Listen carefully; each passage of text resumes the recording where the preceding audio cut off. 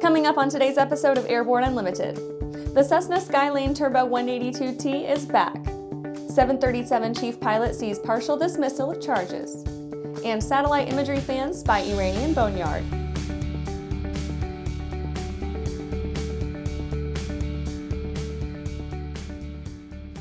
Welcome to Airborne Unlimited. I'm your host, Holland Lee. Let's get into today's stories.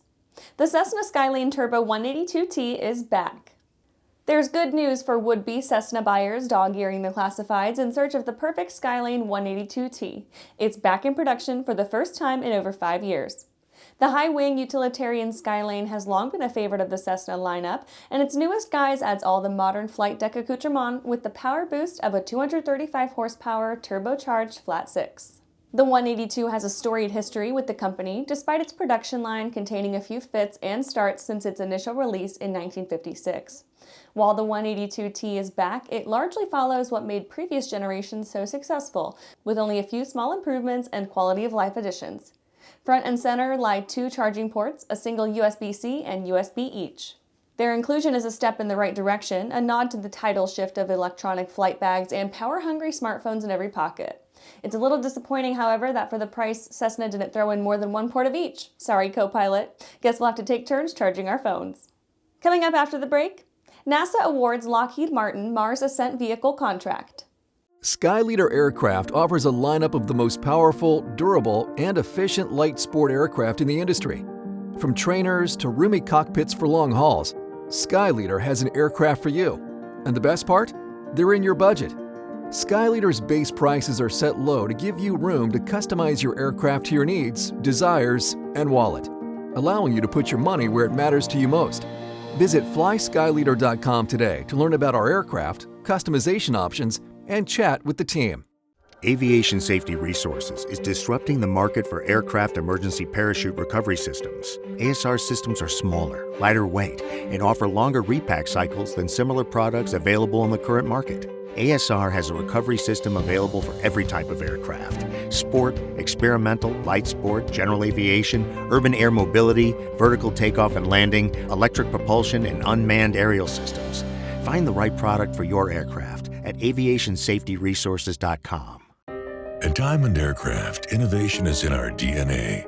Whether you're taking to the skies for training or business travel, every aircraft in Diamond's lineup features innovative technology, an industry-leading safety record, superior performance and efficiency, and a comfortable flying experience. No other company has pioneered as many aviation firsts, achieved more milestones, or received the same amount of industry praise as Diamond. Discover why Diamond Aircraft is one of the most trusted manufacturers in aviation at diamondaircraft.com. Welcome back. Now let's take a trip around the patch for some other interesting stories. NASA awards Lockheed Martin Mars Ascent vehicle contract. Lockheed is the lucky winner of the contract to design, develop, and produce the Mars Ascent vehicle, which will be a key part of the Mars sample return mission currently in the works with NASA and the EASA. The mission hopes to deliver rock and soil samples collected on the Martian surface back to Earth, a tall order that requires a complex series of spacecraft and landers. Under the contract, Lockheed will provide multiple MAV test units with a prototype flight unit. Brazil Air Force slashes KC-390 order. Embraer has closed discussions with the Brazilian Air Force after a requested reduction in the previously contracted production run for the manufacturer's multi-mission KC-390 aircraft. After working together to hash out a deal that would work for both sides, the total number of aircraft will be reduced from 28 to 22, with deliveries scheduled through 2034. SpaceX sees loss of 40 Starlink satellites. A costly lesson in space weather has been learned by SpaceX after its recent Falcon 9 launch, carrying 49 Starlink satellites into low Earth orbit, encountered a geomagnetic storm soon after deployment. The resulting damage resulted in the loss of the majority of the units, with only 9 likely to make their way into position unscathed.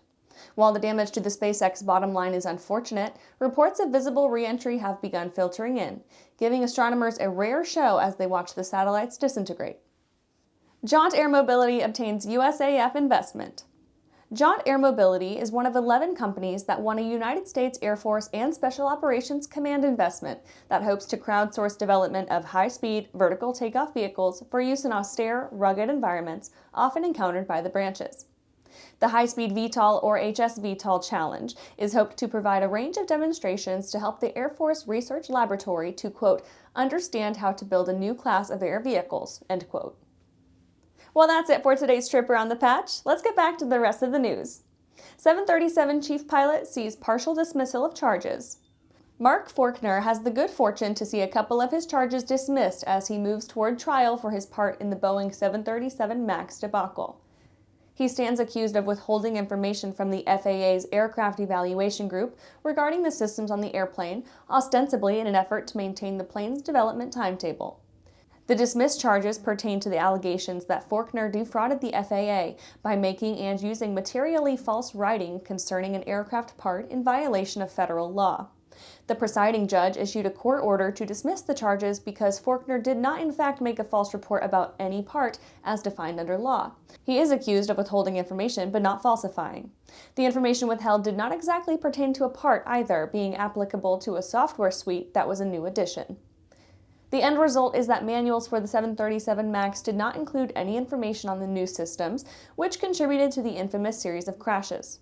The gist of developer attitudes throughout the certification process is that the less change apparent in the MAX, the better, since an aircraft with minimal systems changes would be a far easier sell to airlines, provided it didn't require additional training. After these messages, satellite imagery fans spy Iranian Boneyard. Well, hello, fellow pilot. I'm John King. And I'm Martha King. You know, we've all had our flying lives disrupted lately. Well, King Schools is here to help you stay up to date with courses that you can access on your desktop, iPad, or iPhone. If you'd like a refresher or just want to expand your aviation horizons, we have a course for you. So head over to kingschools.com/rusty today for details.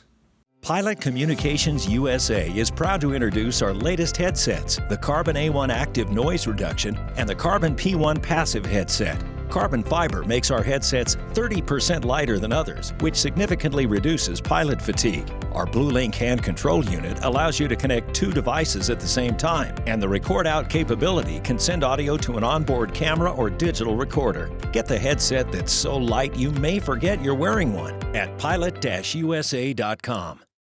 Whether you're charting a steady course or pushing for the ceiling, Hartzell Propeller has been elevating flight for over 100 years. It's in our passion for engineering and research. It's in our dedication to testing the limits of performance and creating propellers that are as safe as they are sexy. Now, together with our dedicated family of companies, we're propelling the future of aviation. We are Hartzell Propeller, built on honor. Welcome back. Satellite imagery fans spy Iranian Boneyard.